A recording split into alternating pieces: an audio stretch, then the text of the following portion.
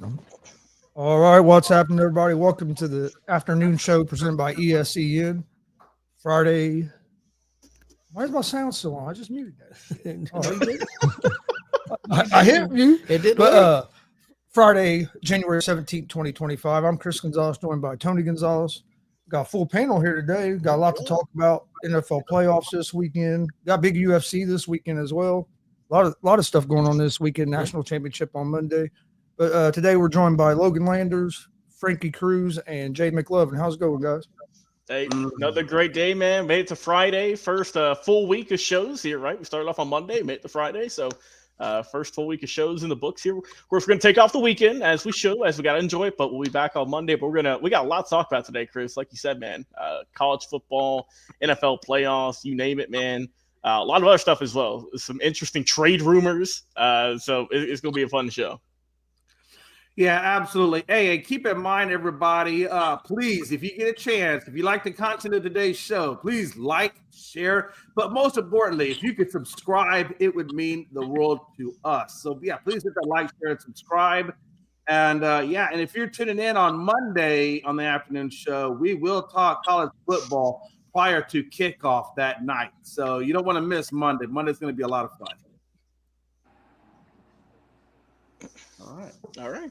Let's get into it, guys. What's our first topic? Well, I think we should probably get you and Frankie on record. Okay. The NFL picks.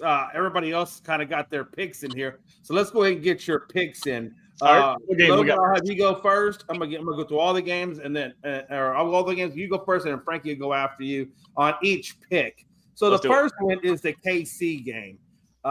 Who do you guys have in the Kansas City game? Do you have Kansas City or the Texans? Logan? I'm going with the champs. Give me the Kansas City Chiefs taking the win in this one. Okay. And Frankie, who are you picking? Hey, I like a good underdog. I'm not going to lie. But I just feel like Houston's not really a truly underdog yet because of all the injuries and offense and stuff like that. But I listen, I'm a Patriot fan. You never bet against Tom Brady, and I'm never going to bet against Patrick Mahomes. Give me Kansas City in this one. All right. Man, I'll tell you what, I took the Texans, and if y'all lose, I ain't surprised you did. Man, You got to represent. You got to represent the state, man. I understand. Real talk, Jay. In my head, I want to pick the Texans because Kansas City all year long have with those teams like Carolina and stuff like that. Like they've had so many close games where they would have lost. I feel like Houston can do it, but I just don't want to bet against Patrick Mahomes. Oh, hold on. We got Well, Melvin, hope you do good, brother. And then we got Austin Gonzalez chiming in. He's got his picks, Jay. So go and mark them down as well for his 4 picks. Yeah. He got winning. Yo, Austin. And Austin, what we need you to do. Hey, Austin, if you're listening, I need you to grow a beard, and I need you to text me a picture of that so I can see how close you look. No, you got it backwards, Austin. What we need you to do, Austin, is get your dad drunk, shave his beard while he's sleeping. Oh, you know what? That would be dope. Just get some natty lights for Chris. He'll be fine. Austin, I need you to get him drunk, shave him, put him in a dress, and throw me that pic. I will blackmail that. Jay just wants to see it. Dress? What you in a dress? What the hell you want? What you want me to dress for? What the hell? Hey, Chris. What kind of sick fantasy are you having? If that one wrestler can do it, so can you, okay? I got all right. So that's our first pick, Jay. What's our second pick? One thing I was going to say real quick about that game.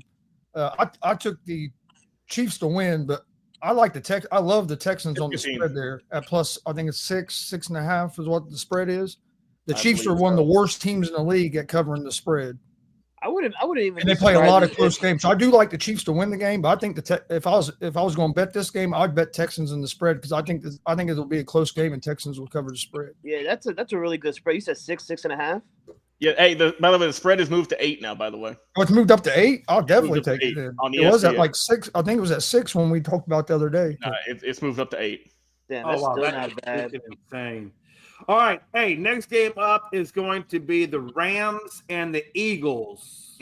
Logan? Ooh. Hey, man. I like how Jay knocked off the freaking one game that's like nobody cares about. Yeah. Hey, we're going to move on. Before you guys make your picks on this one, I'll add something to this. They're expecting 5 to 6 inches of snow in Philadelphia on Sunday for that game. Yeah. So weather could be a factor in that game.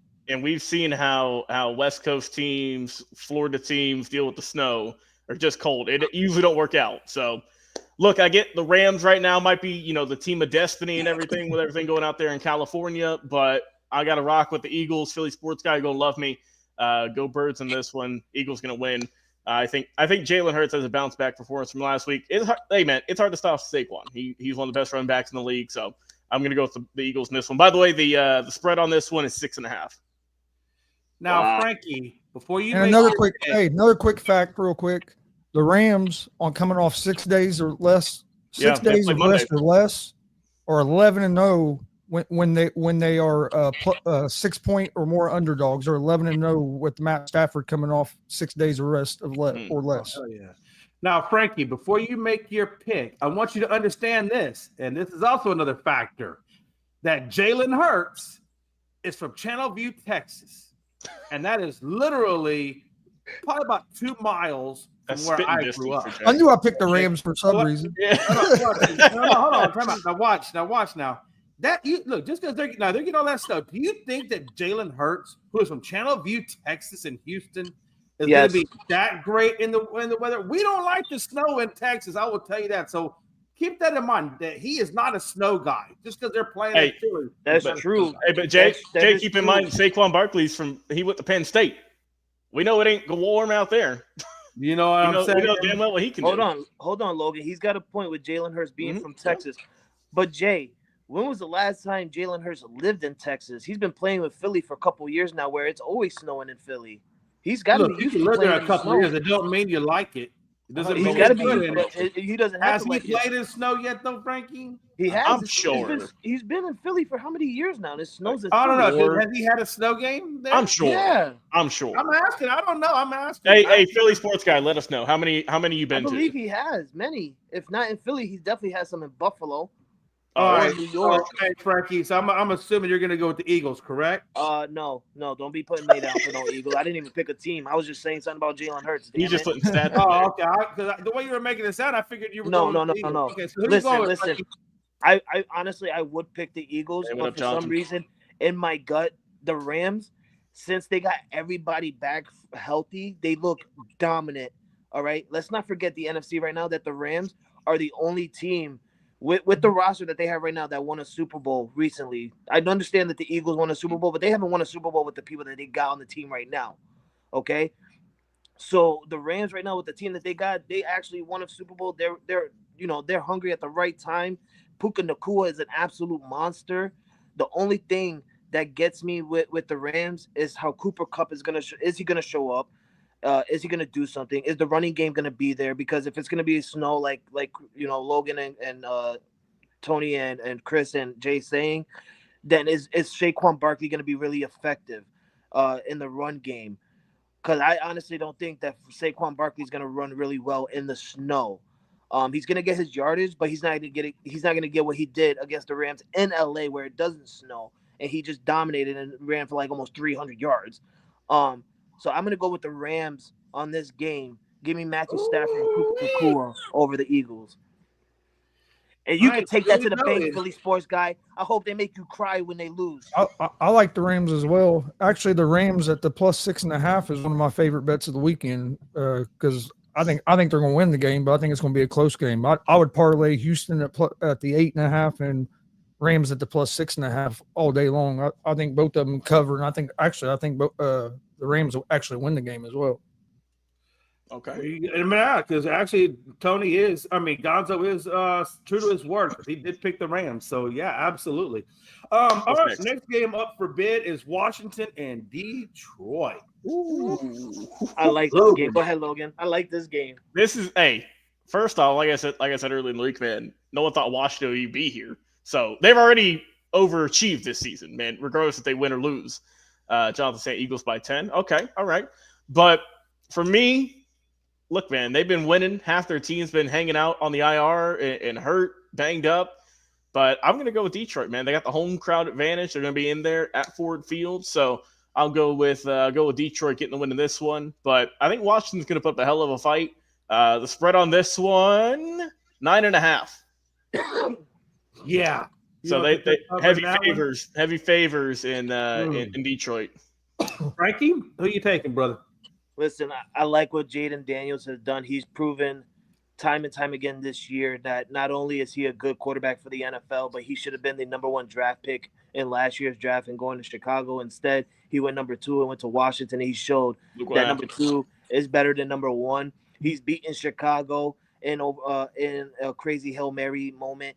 He's won many games already so far in the fourth quarter or later at close games. But I just do not think that this Washington team, they're good. Don't get me wrong. This Washington team is really good for the near future. But Detroit has been hungry for the past 3 years now.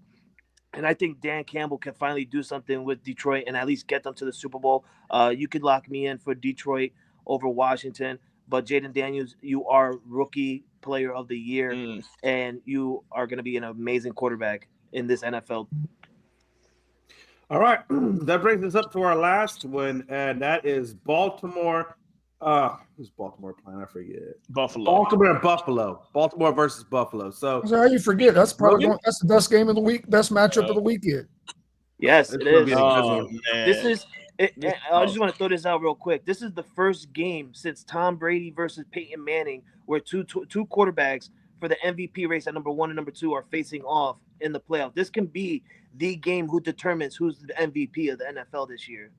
That's true. Also, Brandon Holman with a good fact here. He says, well, look, I'm assuming it's a fact because last time he was on, he was putting up some fake news out there. He said the AFC South has more wins in the postseason than the AFC North and AFC West combined. Okay. All right. Oh, man, this is, like I said, this is a tough game here. The spread on this one, by the way, 1.5.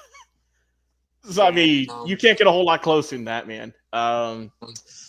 Look, someone's going to move on. Someone's going to go home disappointed. That's just, there ain't no bones about it, right? Both these teams have been heavy favorites to win the Super Bowl, knock off the Chiefs for how many years now? So far, no one's done it.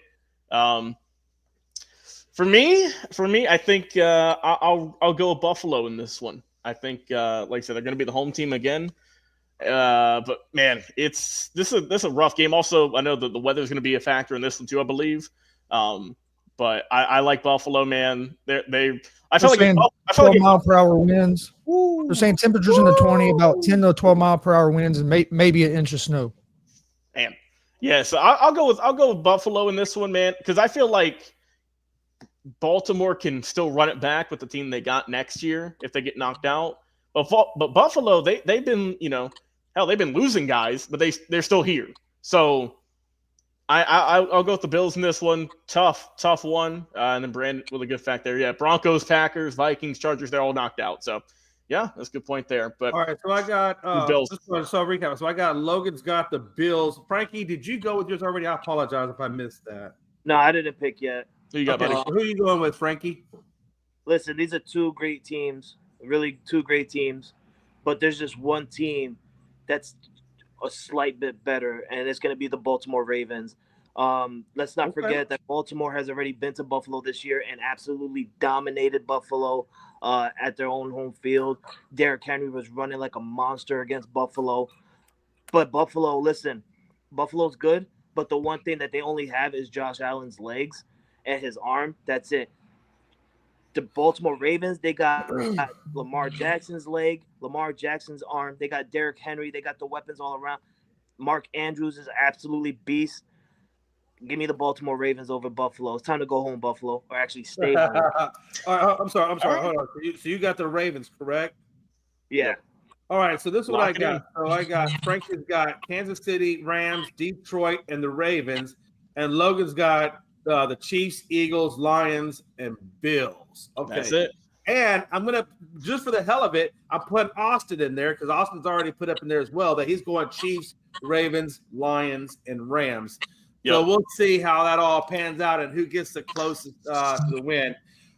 Hey, fellas, I have got to go. Melanie is not doing well. I've got to go pick her up from school. Say a little prayer for her. Her heart is, I guess she's got a high heart rate, so I guess I got to take her to the emergency room. Yep. So just keep her in your prayers. I'm going to let you guys, the show is in capable hands. You guys are kicking butt. And I will catch you guys on Monday. But why are you still talking? Get out of here and get Mel. Get out of here and get Mel. Damn it, she's sick. All right, y'all. Y'all be good. CJ. Yep. Thank All right. God the show can run smoothly.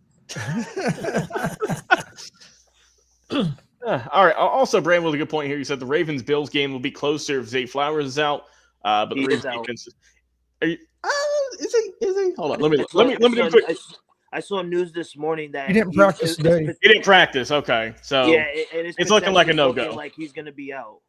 Yeah, it looks Okay. like from what I heard today too. They said it looks like Adam Schefter said it looked like he was going to be out, and he didn't participate in practice again today. I got you. Which Hey, real talk. Do they really need Zay Flowers right now? I mean, they didn't need him last year. I think that game comes down to the Ravens defense. If the Ravens defense plays like they have the second half of the season, I think Buffalo's going to have trouble. I picked Buffalo to win the game because this game is in Buffalo. The last game was at Baltimore, and Baltimore smoked them. Was it in Baltimore? I thought it was. Yeah, it was in Baltimore. So that's why I picked the Bills in this game, because they were at home. Because to me, I agree with Vegas. This game's a pick 'em. Either team could win the game, but I think it's going to come down to the Ravens defense, because when the Ravens the second half of the season, the Ravens defense has been phenomenal. And if they can play like that, I think they're going to give the Bills a lot of trouble. We got some breaking news here, guys, of the UFC. Chris, Tony, I know you were talking about this pre-show. I ain't going to try to pronounce this guy's name because I don't know, but he's been pulled out of the main event with a back injury. There you go. He's been pulled out due to a back injury. I think it was the co-main event. I think it was the co-main event. Yeah, so he's out. We got a new guy stepping in. So that's taking what, tomorrow night, Saturday night? Yeah, tomorrow night. Marciano's taking his place. Okay. Yeah. So there's a lot of real good fights in that card tomorrow night. There is. Good on the pre-show. I think that might have been the co-main event right there, but you got Makachev and Divashvili. I mean, there's a lot of good fights. I can't pronounce half the names on there because none of them are. There ain't hardly no Americans fighting tomorrow night. I think I looked at the card. There might be 2 Americans on the main card. Oh God. Yeah, it's some of these get. Look, man, I'm the same way with like hockey. I don't know how to pronounce half these names. But yeah, so if you're a fight fan, a UFC fan, I recommend watching tomorrow night, because it's one of their better cards they've had in a while, in my opinion. Yeah, no doubt about that. Let's see. Austin says they got Umar and Morale. Okay, yep. That's still going on. Also, hey, we haven't brought it up yet, but gotta give a condolences to the family of Bob Uecker. Legendary baseball announcer, died the other day at the age of 90. Was with the Brewers from 71 till the end of last season. Over 50 years behind the mic. Of course, he did over 100 appearances on Johnny Carson, Mr. Belvedere, and just a hell of a person, a comedian. You could basically say can't forget Major League. Oh no! Yeah, I was about to say you can't. So many quotes from that. He's done at least like 9 games for the Cleveland Indians. Yeah, yeah, honorary. Yeah, but man, what a character he was. What's crazy about his career is a lot of people didn't even realize that he was a baseball announcer. A lot of people knew him just as an actor and doing this TV stuff. A lot of people didn't even realize it. And baseball was his first love. Baseball is what he loved to do. But I think more people might have known him from the movies and stuff than they did that he called games all those years.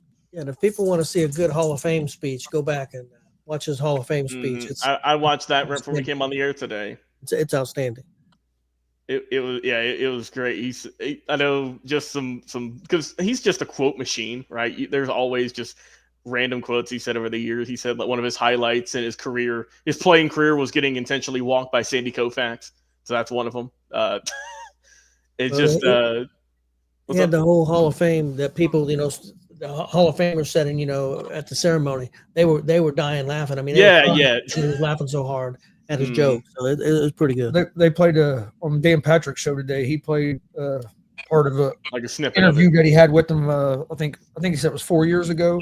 Yeah, it was 4 years ago, and it was real good. I think you said in that speech you're talking about, Tony. He's like, yeah, I set a record for most pass balls in a season. I didn't even play every day. Or did they ask him, what's the best way to catch a knuckleball? Let it roll past. Stops rolling. Yeah, but man, what a life he lived, man. He lived to 90. Not a lot of people even get to that, but the fact he was behind the mic for all those years. When you think of the Brewers, I mean, he's one of the first guys you think of outside of maybe players, but someone who is synonymous with Milwaukee sports, particularly the Brewers. I know a lot of fitting tributes the other day. I saw where there's a bunch of flowers, of course, where his statue's at the park. Someone left out a half-open Miller Lite can, which is fitting because he had those great Miller Lite commercials that he did. So, yeah, just a legendary broadcaster, man. Definitely will be missed, no doubt about that. Did anybody bring him the liquor bottle that he was drinking on Major Leagues? Because I'm sure someone's going to bring it up there if they have it already. It's got to be the specific liquor bottle he was drinking. He's like, and he was even drinking on the job. No one's listening. He was even in the later major leagues. The back to the minors and some of those that wasn't more the mainstream major leagues. He was in those as well. Mm-hmm. And that's what Frankie said. He called it at least like 8 Indian games. I love the one with that back to the minors when he's up there called the game and he puts the black sheet over his head like the Tanaka they were doing it. The guy with him was looking at him like he's crazy. Yeah. But yeah, I had to send our condolences to that man because just a legendary sports figure.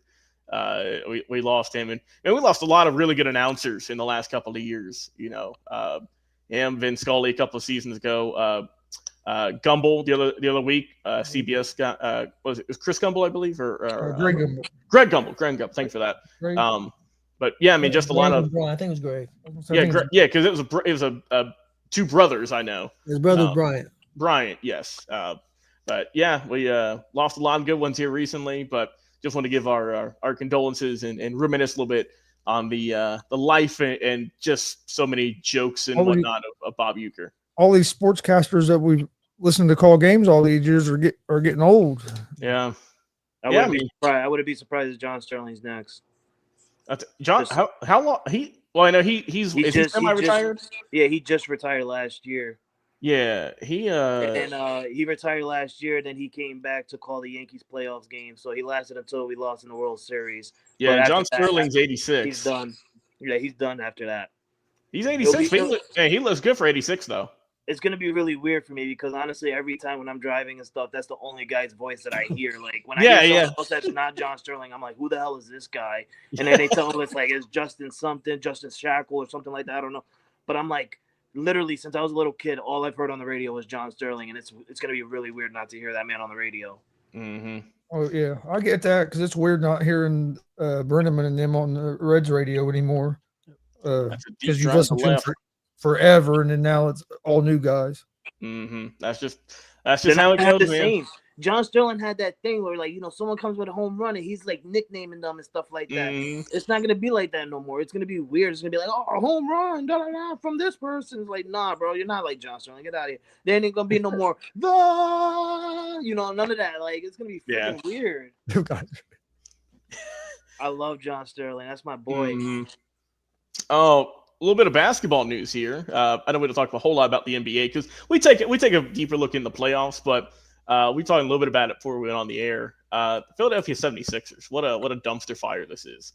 It came out earlier today that the Philadelphia 76ers said Joel Embiid participated in an on-court workout on Thursday, and he experienced an increase in knee swelling following the session. He'll be reevaluated in 7 to 10 days and receive treatment to address swelling in his left knee. Oh boy, my God. I'm getting off camera because of this. that rough, huh? Look, with Embiid, we knew early in his career, right, when he got drafted, he was hurt. He didn't play much. He missed a season, I know 1 or 2 seasons, I think. But then we saw him get healthy, won MVP, 7-time All-Star. Stole MVP. Stole MVP, Logan. Get it correct. He stole the MVP that year. No, and Frankie, we I think we did a show when that came out, and we both agreed that Jokic should have got it that season. Yeah. So okay. So Embiid did not play in 2014, 15, then 15, 16 because he was injured. So here is his how many games he's played, right? 31, 63, 64, 51, 51, 68, 66, 39, and 13. So only playing 13 games this season. Damn, the man can't even get up to 70 games in a season. His high was 68 in 21-22, and I think that was when he won the MVP, if I'm not mistaken. If not, it was the year after. But oh man, just can't stay healthy. The Sixers are in turmoil right now. They are not looking hot. Currently, if they sit where they're at for the remainder of the season, the Oklahoma City Thunder are going to get their pick in the draft, which is going to be a top 10 pick because we know Sam Presti is a wizard. So does the process just keep continuing, or what are we doing here? What do we think about this? I told Jay I forgot that Paul George is even on the Sixers just because they're not making any noise. Well, what's ridiculous about it is a lot of the games Embiid has missed this year, he wasn't even injured. He was setting out games on purpose because he's trying to save himself for later in the year. Remember, didn't he come out saying, "I'm not playing back to back"? He wouldn't even go into the games and stuff, and he wasn't on the injury report or nothing. They were talking about finding him or finding the Sixers because he wasn't on the injury report or nothing, but he wasn't participating. And so a lot of the games he's missed this year has been more about load management than it has actually the injuries, and you're still getting hurt.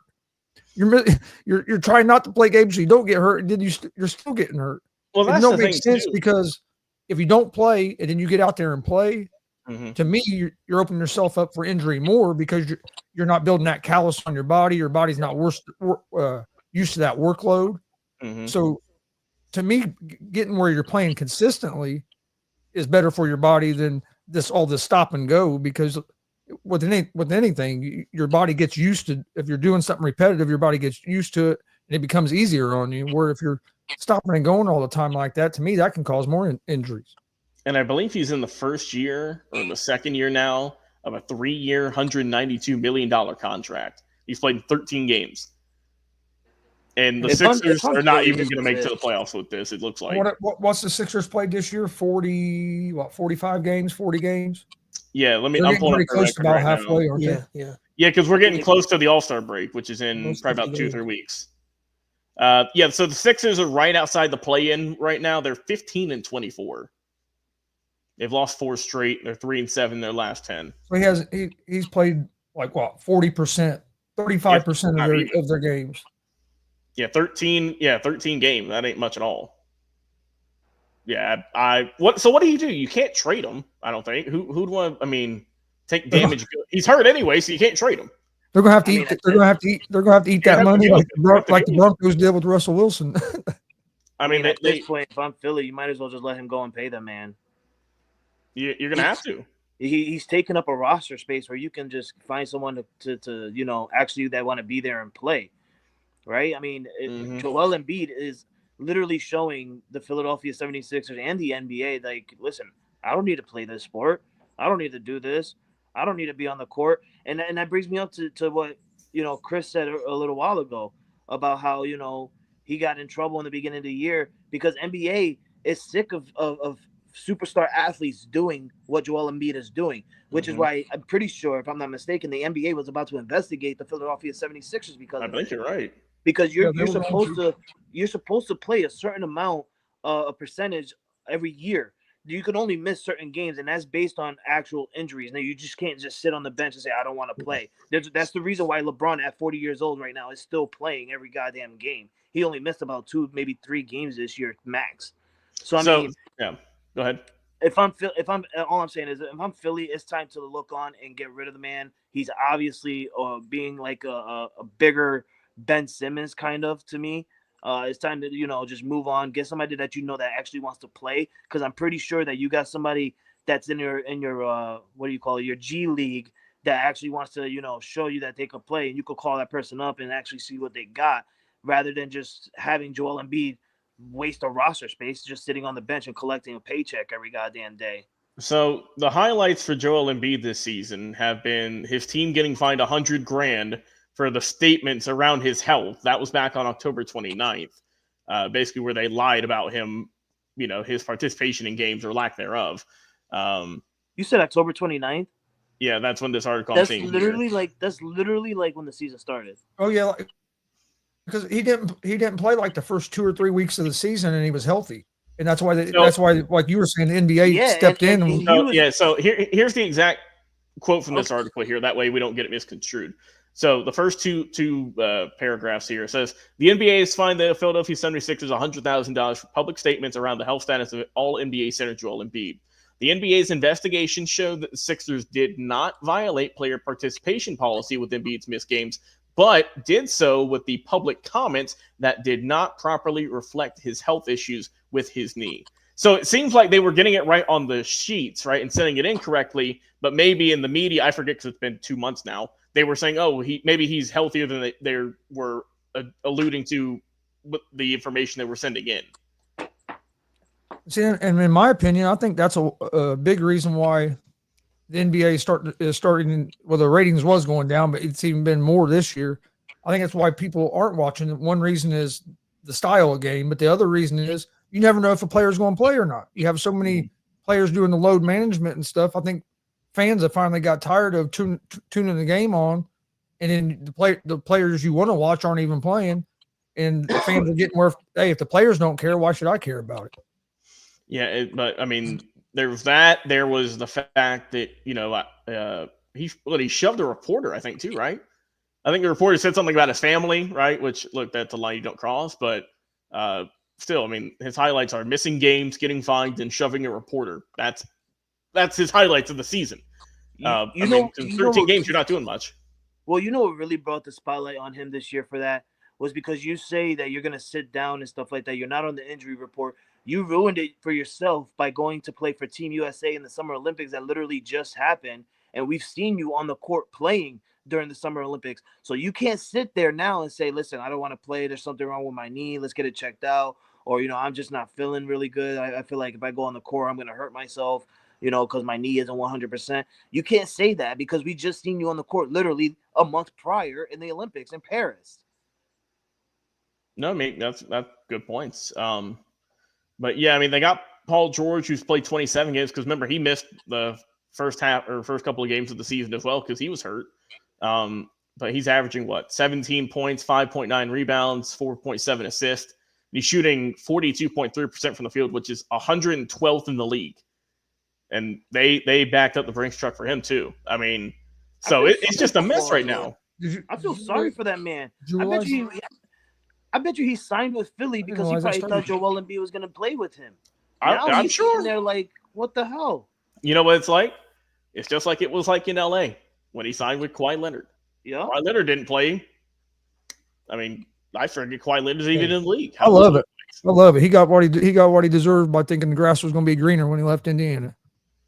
Because he thought he was getting championships and all this. He wanted to force himself out of Indiana to get to LA. And Frankie, you're gonna like this. He went to the little brother in LA. He didn't go to the big brother. How can you? Yeah, I don't care about that. Once I seen him go to the little brother, I knew he wasn't gonna win a ring. Like, they never win a ring. But Chris, how can you say that? The man literally broke his knee for you guys. Like, literally for the country. And then he came back. He said this was his house. Indiana was his home, everything. And then when he came back from that injury, his head got big because he thought he was Mr. All-Star now, and he wanted to go to LA and force his way out of the Pacers. If he would have stayed with the Pacers and been his house, like he said, but to me, you can't talk about how it's your house and then just pack up and leave like that because you want more because you ain't getting enough money. I feel you. It's how I feel with Juan Soto. I feel you. I understand. Man, talking about money. Good grief. Victor Oladipo done the same thing to us. Hey, he left and then he became the mass singer, and that was about it. LeBron did it to Cleveland twice. Yeah, but LeBron still brought championships. That's the difference, though. He's still playing to this day more than the other guys are that we're talking about. And he's 40. He's a man. He's 40. Is Oladipo even still playing right now? No, I think he's retired. No. Hold on. I thought he does play. I thought he was on a team. Oladipo. I thought he was with Toronto. Nah, he's a sports analyst for ESPN. That's what he's playing for. He's playing for the worldwide leader in sports. I think he might have been in Toronto last year. Yeah, he was with Toronto last season. No, sorry. Let's see. Hold on. Damn. They turned that man into a young Kendrick Perkins. They said, get out of the league, go into the booth. Oh, God. Glenn said he retired. Yeah, he went around a bunch of teams here recently. He played for Houston for a little bit. He went to Memphis for a minute or two. Went to Miami. Yeah, I he went to remember when Miami. He I just went remember he was in everywhere. Orlando. Because Orlando, he got drafted by Orlando, I believe, Yeah. right? Yeah, he was on Orlando before the Pacers. Pacers made that trade with Orlando to get him and Sabonis. Mm. Or not with Orlando. They made it with OKC. Yeah. Okay. So right. Orlando had traded him to OKC, and then OKC shipped him over to Indiana. He also played for the Rockets, did he not? He played there for one season in 21. Yeah, because I remember Jay got all excited. Like, yeah, he's gonna do something. Oh, he was in that James Harden trade. That's what it was. Oh man, and then this is just the case of betting on yourself. And I'm reading his Wikipedia page. In February of 21, he turned down a 2-year, $45.2 million max contract, which was the most the Rockets could offer him. He only played in 20 games with the Rockets, averaged 21 points. That's when he went to the Heat in March. He was traded to the Heat in March. And then he signed to a vet minimum on August 1st, 21. So he went from in February getting $45.2 million, which was the max, to signing for the league minimum just 3-4 months later. Man, that's tough. and That's see, tough. it sucked in Oladipo. It really sucked. Hey, and Glenn, that's a good point. That's a good point, Glenn. It All sucked. about who you train stuff with. And what sucked with Oladipo was I was a Oladipo fan before he ever got an NBA because he played for the Hoosiers IU. So I loved it when he got traded to the Pacers because hey, I've watched this dude forever.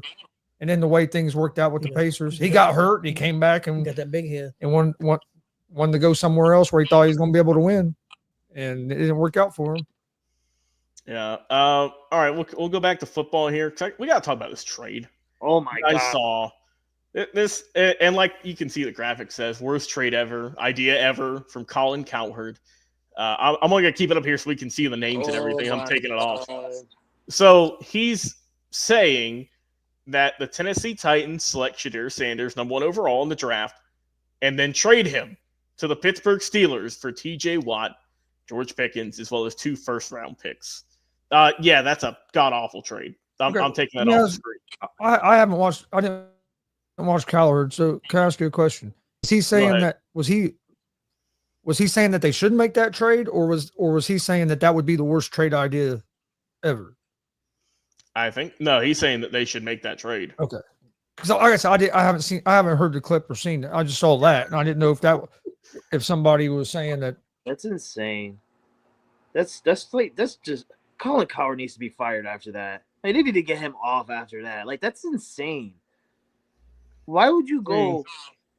Why would you waste draft capital? Give away T.J. Watt. T.J. Watt. Can you put that back on the screen, please? Hold I need on, to hold repeat on. that. Hold on. For a quarterback, it's probably going to be a bust. T.J. Watt, George Pickens, the first round pick for this year, 25 and 26 for someone who, God. no, that's not. So I found a quote here, Chris, that I can read to you verbatim what it says. So, let's see. Okay, yeah. So, a quote he says here, and there's also a little bit more. The Steelers have been putting Band-Aids on for 6 years, Cowherd explains. I think they have to rip it off. I would trade T.J. Watt, George Pickens, and 2 first-round picks if your scouting department said Sanders is the guy. Yeah, no. Nope, that's not it. Why would you trade your best defensive player and your best wide receiver for a quarterback when you have 2 quarterbacks you can just re-sign if you choose? That makes no sense at all. Yeah, no, that's insane. It's doing what he wants, and that's just for people to talk about it. But that's literally throwing your franchise into a toilet. Not only do you lose your best defender on defense, like Logan said, you're losing. I wouldn't say your best wide receiver or whatever like that because he didn't show up this year to be a best wide receiver. But you know, if you were to do that, who is Shedeur Sanders going to throw to now that you traded away George Pickens? Because Pittsburgh don't have nobody to throw to besides him. And then you give away 2 first-round picks back-to-back years to where you can even like try and you know, if you want to go that route and get Shedeur Sanders, now you can't even get people around him or people on defense because you decide to trade away 2 first-round picks. That's so I found some more. I found some more here, and Chris and Tony, perk your ears up for this one because the Colts are mentioned. It says I think you would have to I think you would have to go take that next big swing on this thing, he continued. If you want to find the next Big Ben, to me, there's 3 teams in the league that are a quarterback away. The Colts, the Seahawks, and the Steelers. If you got the right quarterback, they're pretty interesting teams, but there's no recent history to make me believe that Pittsburgh would get aggressive. So are you saying that the Colts just need to get a good quarterback? Are y'all set? Y'all the Colts experts here. Quarterback would help for sure. Is Sanders that going to get you a Super Bowl though? If we could get the quarterback position figured out, I think we're a playoff team and probably win at least the first round game. Now I think we need a tight end. Yes. And then of course we got to figure out the defensive coordinator now. But I think tight end is one of our weakest positions, and then cornerback would be another one we need to address a little bit. But quarterback is the main issue. I mean, if we wouldn't have blown a game against the Broncos at the end of the season, we're probably a playoff team this year with a quarterback that completes 45% of his passes, or a quarterback that's 42 years old that actually everybody said we were better with Flacco, which watching wise, it looked better. Yeah. But winning wise, we won more games when Richardson started. I tell you, So I mean, I'm not saying the quarterback will go win the Super Bowl, but if we could get the right quarterback, hold on, Chris, because we'd be competitive. I hear what you're saying. Watching wise, Joe Flacco looked good, but Richardson on paper has more wins than Flacco. But like you just said, you guys need a new defensive coordinator. You fired him. Yeah. So realistically, with Flacco, could he have won more games than Richardson if it wasn't for the defense screwing over and not screwing over, but not helping it and giving up touchdowns during Flacco's games? That's what I'm saying. Yeah. Honestly, you could make that argument for both of them too, because there was games Richardson played that they could have won, and the defense kind of fell apart at the end.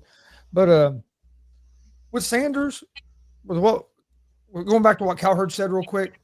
I don't even think Sanders, in my opinion, is a first round talent in a draft, not a regular draft, but a stronger draft.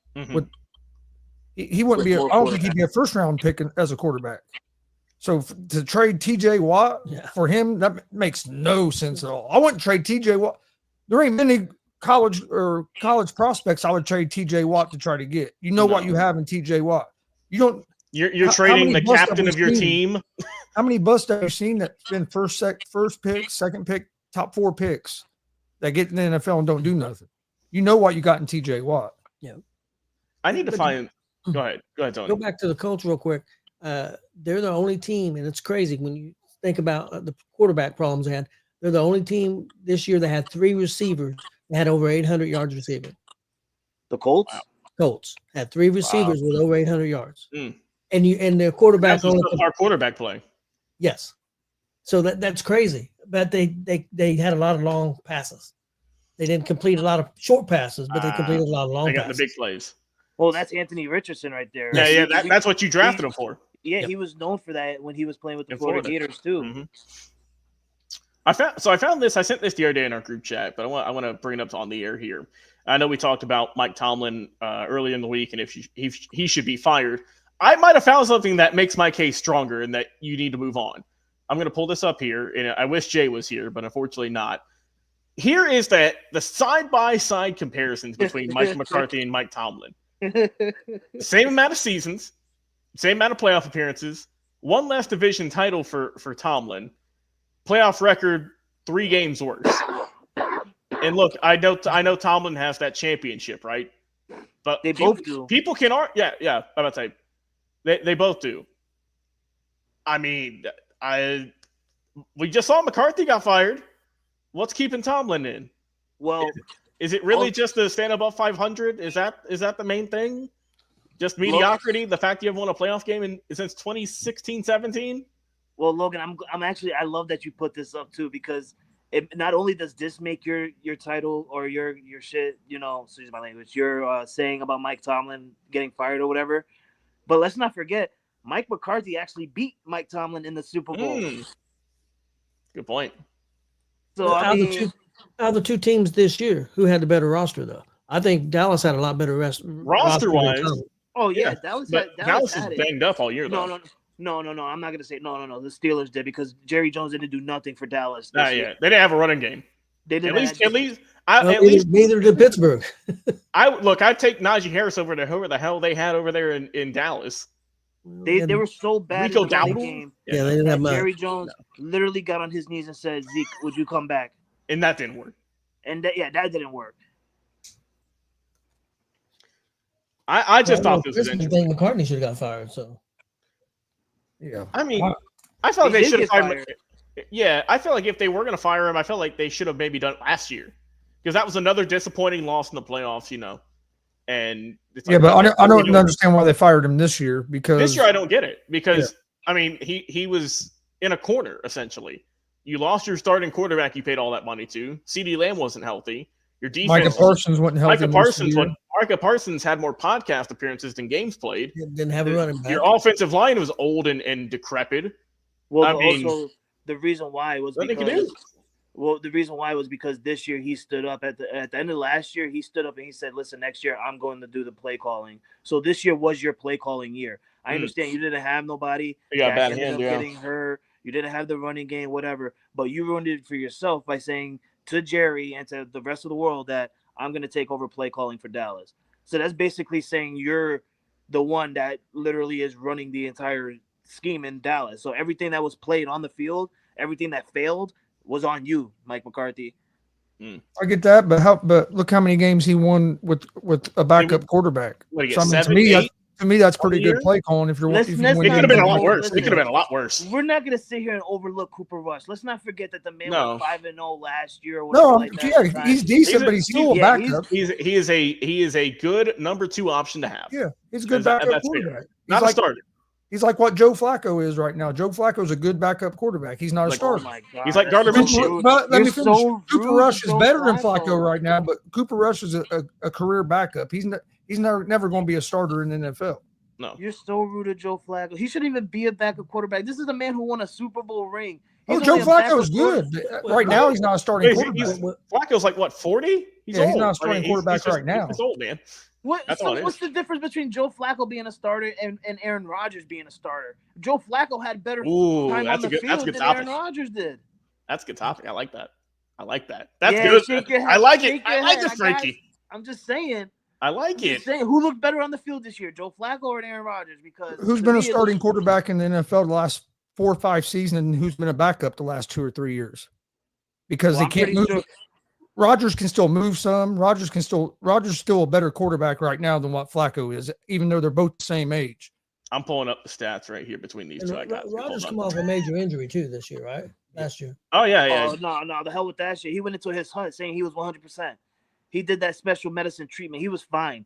I don't want to hear none of that. He came out of injury stuff. Listen, Tom Brady tore his ACL in 2008, 2009. He came back winning the NFL MVP the next year. I don't want to hear that Aaron Rodgers injury. Nah. He went to the Jets thinking he could do something with the Jets. Logan, what did I say since day one? When Aaron Rodgers, when we heard the news of Aaron Rodgers going to the Jets, I'm like, so? You said, "Oh my God, why would they do that?"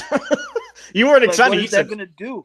He said, "Oh man, we got a chance to beat them." The quarterback of that team is a downgrade. They should just be out of the NFL, literally. And Aaron Rodgers Aaron Rodgers going to that team thinking he was going to win a Super Bowl or change that team around. You just made yourself look even more dumber, and now you just made yourself. You should honestly retire now. Don't even think about coming back to the NFL because every other team already's got a quarterback. So you're going to end up being like Joe Flacco now and being a backup. So, I think he'll retire. I don't think he'll be a backup. Rodgers? Rodgers ain't going to be a backup. Tony, tell me what team you think he will go to. No, I'm not saying that he'll play. I'm just saying I don't think he'll go anywhere and be a backup. Right. He's not going to accept that. No, that's like Tom Brady going somewhere and being a backup. He comes out of retirement. He wants to go somewhere.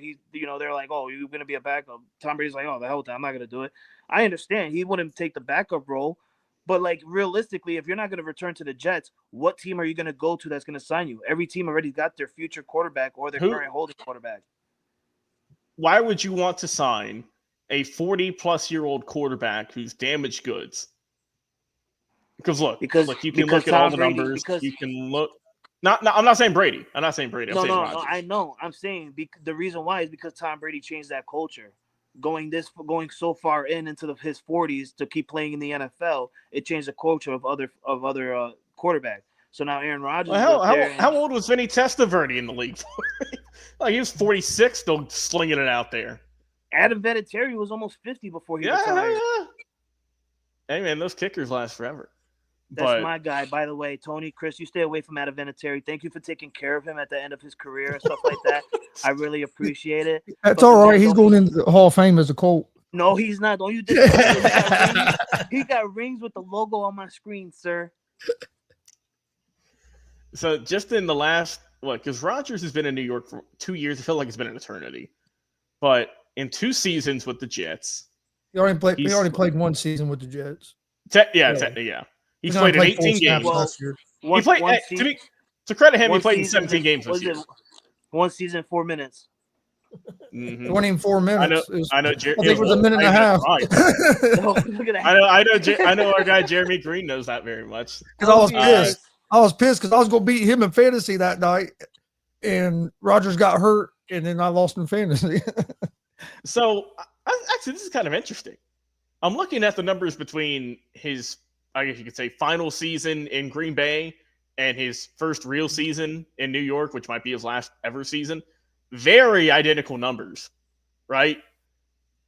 3,897 yards this year compared to 3,695. 28 touchdowns in this year compared to 26. 11 INTs this year compared to 12 and 22. I mean, that's pretty much right on the money. 63% completion percentage this year. It's 64.6. So that took a little bit of a dip. But, I mean, he's been on decline for a couple of seasons now. He won the MVP in, 21? I think. And then that was his last one. That's going to be his last one. So, look, he didn't have a god-awful year, as a lot of people said. It wasn't great, but it wasn't bottom of the barrel. It's just the team sucked. What? It's just, if you're the quarterback, that's how it's going to reflect. Oh my God, Logan. You're being so nice. You're being so nice and professional right now. If you look at his I'm not numbers, It has to be, though. look at his I'm not numbers, he liking probably ranks like 15th or 16th. He's top 15 quarterback in the NFL this year. If you look at his numbers. So he was number 8 in terms of yardage, tied for 7th in touchdowns, and tied for 95th with 11 INTs. I mean, Hey, that's I'm a not Colts fan. that's awful. I would take him right now over Anthony over Richardson. Richardson. Yes. Who, Rodgers? Yes. Oh my God. What is Hey, going on? Frankie, would you take him over Drake May? Hell no. No, I wouldn't take him over Drake Hey, May. I wouldn't take him. I wouldn't take Rodgers over Drake May right now. No. I would take him Hell over. no. I would take him over Anthony Richardson, right? Just like that. I mean, Well, I plus- get it. I get it. Richardson don't have no heart. Right, He don't no, have I no get it. heart. I I get think it. the Colts need to ship him out of town or like now. I would rather have Joe Flacco And Aaron Rodgers as your quarterback. I'd rather have Joe Flacco as our starter the whole season this year You got fired. than run it back with Anthony Richardson again. Hey, what about Matt Ryan? I'd take Matt Ryan over Anthony Richardson right now. Yeah, I had Matt Ryan before Anthony Richardson. It You didn't say work Chris, out. you're- Hey, he said Chris, Ryan you're- got him killed. Say, Chris, you're fired.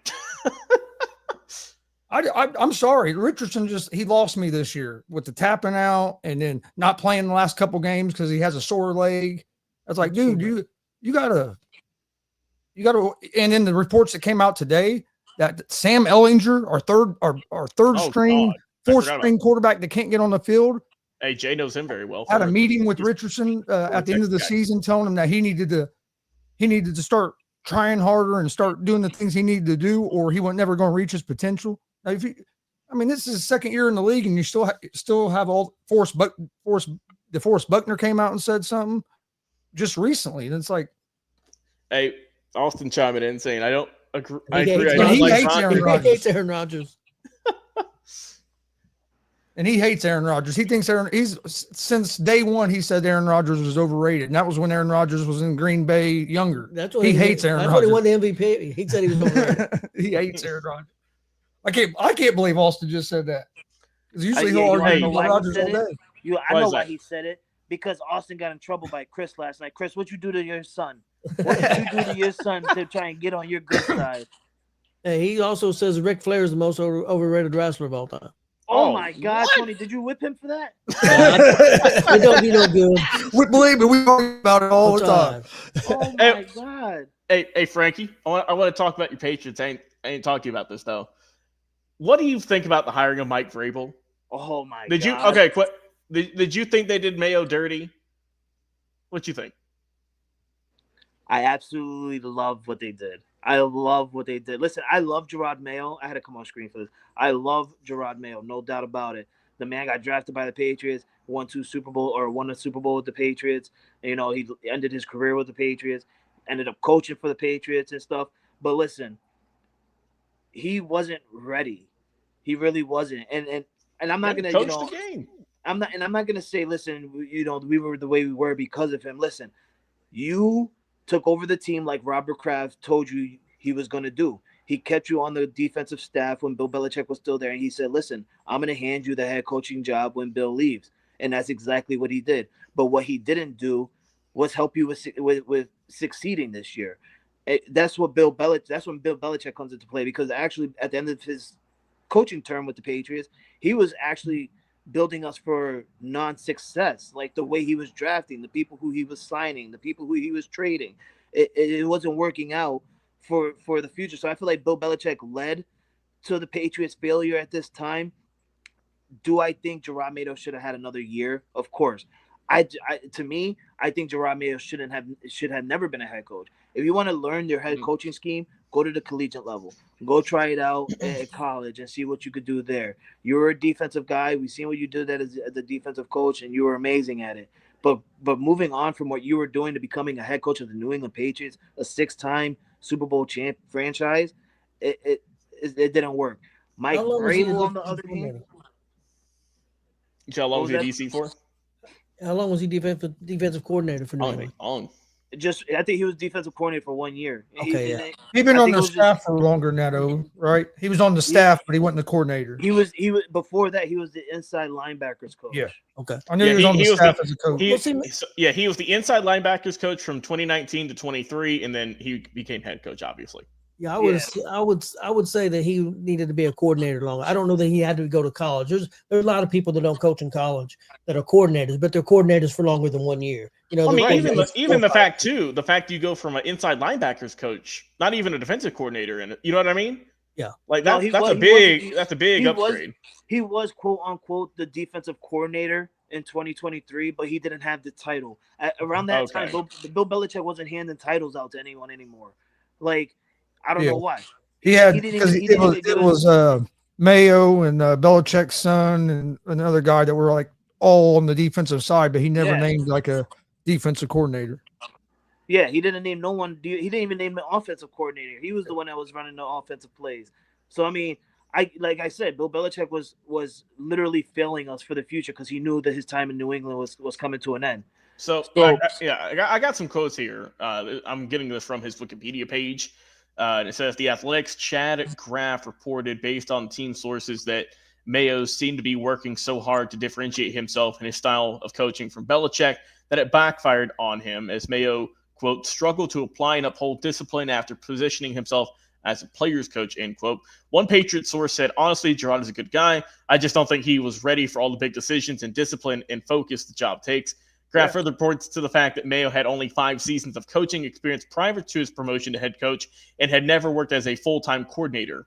Robert Kraft took accountability for the struggles, saying that he put Mayo in an untenable situation, which I respect Robert Kraft for saying that, because you're the one who ultimately decided, I want to bring you on and for you to lead the franchise for the lone season. I love the Mike Vrabel hire, and I'm not a Patriot. I think that is a good. I think you should have went with him last year. I'm not a Patriot fan, but I love it. And honestly, I don't think they done Mayo dirty, because it ain't like Mayo's the first coach. I feel like they should have waited. It ain't like Mayo's the first coach that has ever got fired after one season. No. To me, it's not leaving after one season. It's the fact that they fired him like an hour after their season ended. That's the one thing they should have changed. Honestly, I feel I'd rather them do that than when they want some of these other teams do to these guys, send them out there for a press conference and let him answer all these questions like they're still going to be the coach. And then, he still as soon as did. the press conference is over, He then still fire did. him. He still did that. Yeah. He I don't like when they do that, but just like I've heard a lot of people say like they thought it was dirty because they only gave him one season. To me, I don't think that's the dirty part because it ain't like he's the only coach that's ever. I mean, that happens a lot now. It happens almost every year now that somebody only gets 1 year. It's happened since 2021. Yeah. 2 coaches in 2021, and since then it's been 1 coach since. So our boy Big Glenn he's our inside reporter here. Breaking news: the Titans hire a new general manager in Mike Borgonzi. Is how it is. I don't even know who that is. So Mike Borgonzi, we'll learn eventually. He had been with the Kansas City Chiefs organization since 2009. Couple of roles there. He was the assistant GM from 21 till 24. So I think it's a good get. I mean, Logan, stop right now. What do you stop? Look? Do we really know what these front office guys are all about, though, Frankie? Listen. Congratulations, Titans! You got a new general manager. They needed one. Logan, you think going out and saying, "Oh, he was the assistant GM to the Kansas City Chiefs till this time," and let's not forget they won 3 Super Bowls with assistant GM. Oh well, what does that mean? You were getting your actual GM coffee? Hey, I agree with you, Frankie. It don't mean shit because Chris Ballard came from the Chiefs and he ain't done shit. Did he? That's what I'm saying. Like, it doesn't matter. You're an assistant GM. What does that mean? He was assistant. I think he was assistant GM and. See, like, it doesn't matter. So here's a tweet I found just real quick from who's this from? Field Yates, who says you'll be hard pressed to find someone more qualified to become a GM than Mike Borgonzi. He's had a hand in part of every single facet of roster building in Kansas City, team that's won 3 of the last 5 Super Bowls, drafting, free agency trades, day to day, et cetera, et cetera. That's the thing too, is that look, obviously the former regime in Tennessee wasn't getting it done. I'm not saying they're going to get it done now, but I like their chances of doing something more with this guy than who they had. So I think it's an upgrade in that sense. I'm not saying they're going to win a Super Bowl, but I think it's definitely an upgrade. Yeah, it might be an upgrade. Like I don't know nothing about the guy, so I can't say it's not an upgrade or if it is an upgrade. And like Big Glenn said, at least someone in the AFC South is trying to do something right. I think it's a slight shot at the Indianapolis Colts per se. Just saying. I'm sick. Listen, Glenn, you need to stop right now before I throw your secret out here. You better stop, Glenn. The secret. The secret. You better stop, Glenn. I'm just gonna say he got 2 NFL teams, and you guys down there will not like it. We know. Yeah, I already knew that. Yeah, we know. It ain't much of a secret. It sounds like. Yeah, he pulls a. Darius Butler off the Pat McAfee show. He has like 5-6 different teams. That's what Glenn does. Some other news that's happened today. Just real quick, some good news. Dick Vitale, he's going to call his first game after beating cancer. So he's back on the sidelines. So glad to see that. First game since 2023. He's going to call the Duke Wake Forest men's basketball game next Saturday, rather. He has to be, I'd say, close to 80. 85. Yeah, I was gonna say he's 85. He's battled 4 different types of cancer in the last 3.5 years. I'm glad he's coming back. I'll be honest with you. I didn't think we'd ever hear him call another college game just because of all the health issues. So it's cool that we're gonna get to hear him call another college game. Glenn just blew my mind. One from each. He's always gonna have Super Bowl winner. Who's your AFC East team, Glenn? Yeah. Who's your AFC East? I bet he's going to say Dolphins, I bet. No, it's not Buffalo. Probably winner. Yeah, he's going to go with all winners. Buffalo. He's got to have a winner. Not be Buffalo. The 2 teams he likes are the Cowboys and the Colts, so he's got to get a winner in there somewhere. So probably Buffalo. So also some other news that's happened today, guys. In women's college basketball, South Carolina head coach Dawn Staley has received she's now the highest paid women's basketball coach. Let's see. She's going to be there through 29 and 30. So let's see. Annual salary, $4 million, $500,000 signing bonus just for putting your name on paper, and an annual $250,000 escalator, bringing the total value to approximately $25.5 million. So she's going to be in with the Gamecocks for 6-7 years now. So there's some cheap bastards. You say that, but she's the highest paid women's coach now. You giving the woman an Escalade? Who still drives an Escalade? No, not Escalade, an escalator. It's some. I thought you said that. Yeah, you get a 2004 Escalade with spinners. I'm like, who still drives a goddamn Escalade? Like, give the woman a Rolls Royce. Yeah, I mean, that's so disrespectful. Like, how low can women's sports get for someone to get hired for a cheap Escalade? Like. So yeah, South Carolina undefeated last year, 38-0. What a title, obviously. Since she took over in 2013-14, they're 116-15 in SEC play. They've won or tied for the league regular season title 8 times and won 8 SEC tournament titles. She was making $3.2 million, so yeah, that's a definite increase. She's gonna get. I'm not gonna lie. How many years was this contract that she signed? She's going to be with the program through the 2029-2030 season, so at least another 4 years. Yeah, I wouldn't be surprised. I wouldn't be surprised this is her last time coaching in college, and she gets a job in the WNBA. No, I definitely think she would move. You would think. I mean, she's 54 now, so she'll be give or take around 60. So I mean, yeah, she could definitely go into the WNBA. She might not want to. She might be able. No, she might not want to make more money there at South Carolina as a women's coach there in the WNBA. That's a good point. Yeah, because I mean, I'm sure there's players in the WNBA that are making more money than players in the WNBA. Oh yeah, NIL money. That's what I was getting ready to say. Because WNBA players aren't making what she's making as a coach. I've always thought it was interesting with the WNBA because I don't really ever see this in any other leagues that they draft someone in the first round and then they cut them like a season later. If that, I've never seen that in any other organization. But is it just because of money, or are they just not that good? I think some of it can be money, but I think the other part of it is since Glenn, you're a WNBA expert. Since there's only 12 teams in the WNBA, you don't have as many teams. So when you're drafting new players in every year, there's not enough spots. Yeah, I know that you have to. No, they did create 2 more. I think 2 more. Yeah, they're going to have. You see what I'm saying? There's not as many teams in that league as the other leagues, so I think that's why you see some of the players only get a year or 2, and then if you're not producing, you're out because there's no room for them. Yeah. Well, I'm pretty sure that's why Breanna Stewart and what's her name from the Minnesota Lynx created the Unrivaled thing for the 3-on-3 women's. I forgot all about that. Yeah, it just started. Like, I think they had their first game, sometime last week. Yeah, here comes Big Glenn with his favorite woman in the world, Caitlin Clark. I thought Rhea Ripley was his favorite girl. Oh, no, Glenn was That's everyone's favorite. He was huge with Caitlin Clark last year. He says he's get paid. People in India are making more money. Hey, Glenn, how do you get all these money for tickets? What are you doing? He wins most of them. He just puts raffles in. I think he stuffs the boxes. Last year he won 10 free tickets to the Brickyard 400 or 500, whatever it's called here in Indianapolis. Hell, he got free tickets for 2 or 3 of his friends. The dude, any contest he gets in, he wins. I'm gonna tell you right now. Who needs a 9 to 5? I told my wife the other day. I was talking to my wife about Glenn, and I'm like, listen, Glenn's got God by his side. Literally, God walks by his side. Yeah, this man, he goes to everything. He wins everything. He's just won our title 2 back-to-back years. We've only done it for 2 years. This man wins everything. He made the playoffs in our league this year. Yeah, yeah. He's God's favorite child in this world. He wins a lot. I know that.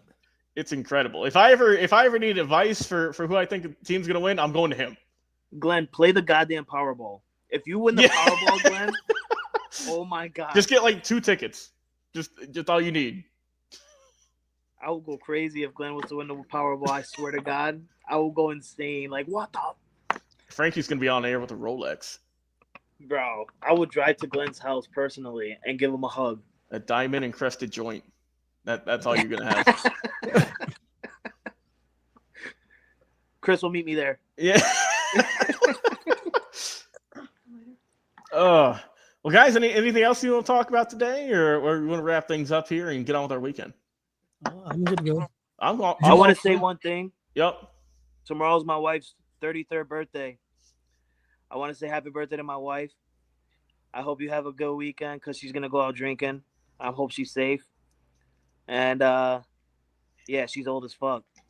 Yeah, she's sitting next to me too. Is that why you turned the camera off so we don't see I her did, throwing something at so you? you guys don't see that she hits me. You're such a liar. Oh, he says I buy a full SD. It was 430, and I'm able to get. Jeez. He said that's how he's got the photo ups for the Rumble. Yeah. Hey, he's bringing the title, by the way. So if you guys are in the area and if you see Glenn We'll with the see Glenn down championship, there. I know y'all will. I know y'all will. But I'm just saying, anyone else watching, if you're at the Royal Rumble and you see a guy, I'm sure he's gonna have a Fever hat or Pacers jersey or something on, rocking around with a green and gold belt. That's our guy Glenn. Just say hey to him, and I'm sure he'll do photo ops also for a couple dollars. That way you get a soda. Usually when we're down in Indy, Glenn meets up with us, and grab some lunch or something, and Are you guys going to the Royal Rumble? Yes. You are? Nice. Yep. Holy shit! Hey, we'll be watching from home, Frankie. They'll be there live and in person. Well, I'm trying to go to SummerSlam because it's at MetLife this summer. Hey, also, by the way, Frankie, talking about the Unrivaled League, I'm watching ESPN. It debuts tonight in Miami. So if you want to check out first ever one, there it is. He says Warrior Pro will be there next weekend. All right, cool. Oh, also, Tony, Chris, you guys got any shows coming up this weekend y'all are at? Not this weekend, next Awesome. weekend. Actually, Warrior Pro. We'll be at Warrior Pro with Glenn. Okay, well, there we go. All right. So but yeah, we don't have weekend off. We don't have anything this weekend. I'm kind of glad too. I ain't gonna lie. Sometimes it's good to playoff football. Yeah. Playoff football because Yeah. that's the only thing. Like last week, we didn't get to watch some of the playoff games on Saturday because we was at a show. At a show, I got you. But other than that, all right, cool. oh yeah, and then like Royal Rumble weekend, we could be at quite a couple shows. Maybe Yeah, a couple good. shows. And it's going to be like that for a couple of years now because they signed that contract with the really, organization, like the city, right? Yeah, for Lucas Oil for how many years? For like 2020, like 2030 even.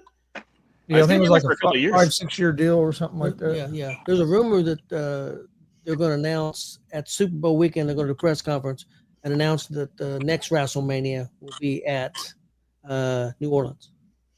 Okay. Also, let's see here. Warren Misery coming in saying I may or may not be there. Well, Hey, what's up, Warren? Hey, we'll Warren. see. You guys, in case you guys don't know, Warren does he's part of GWR as well. Yes. Gotcha. Cool. I'm a little upset. I love the Royal Rumble. That's like my favorite pay-per-view. I know. I wish I was going with you guys. That's like my favorite pay-per-view. And you're gonna see John Cena for the last time in Royal Rumble. One last time. And see, and then In wrestling, there is no one last time. There is no retirement. We know this. Organization that we do a lot of work with, WCWO. They run every Friday night in Indianapolis. And they're doing the show the Friday night before the Rumble. We're gonna have Chavo Guerrero and Mr. Anderson. It's not Mr. Anderson, Mr. Kennedy. But that's gonna be so we might be at that show, and then they're having like a no holds barred unrated show at midnight that night where there'll be light tubes and all kinds You get of the shit. weapons. Oh yeah. Wait, are you guys gonna be there that night? Probably. We're gonna be down in Indy, so I would say that we'll be there. Hey Tony, If everything goes good, we might be recording both those shows. Hey Tony, you got him with a light tube just for the one time. Just to see how, just to say you did it. I'd probably take a light tube to the head once. They're doing a match. Not to the back, just to the head. They're doing a fans bring the weapons match. So they're Ooh, bringing the weapons. What are y'all gonna bring? You got to bring something. Well, one of our guys that does commentary is bringing a giant salami. I do know that. Oh, Marcus, yeah, he'll bring big old summer sausage or salami. They've already bought it, so I do. Already bought it. It's in like 2 weeks. Yeah, they Tony, ain't gonna eat it. Tony, bring a cheese grater. Ooh, that's a good one. That's a good one. I'm sure you can find something obscure at your house and just bring it. We've seen bird cages. We've seen all kinds of shit. Seen a palm tree. Yeah, we've seen Christmas tree, a palm tree. Yeah. Hey, Glenn's got the right idea. Bring a Louisville Slugger. Just go. No, go. Hey, if you got some barbed wire, just wrap it around it, and you'll be set. I'd take a light tube. Light tube wouldn't hurt that bad. I'd take a light tube. Actually, it probably wouldn't hurt as bad as the chops that I took from Joey and them. The light tube probably wouldn't. I might get a little cut. But. Them Other chops, than that, you'll be good. dude. Them chops I took. My chest was purple for like a week. How many did you take? 3.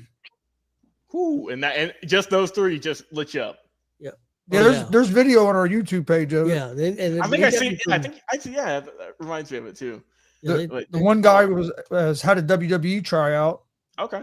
The other guy is known for like the hardest chopper around here, and the other guy is like the second hardest chopper around here. Yeah, that's the good ones. Let's see. Glenn says barbed wire, put lighter fluid, take a match to it. Now you got a nice visual. That's true.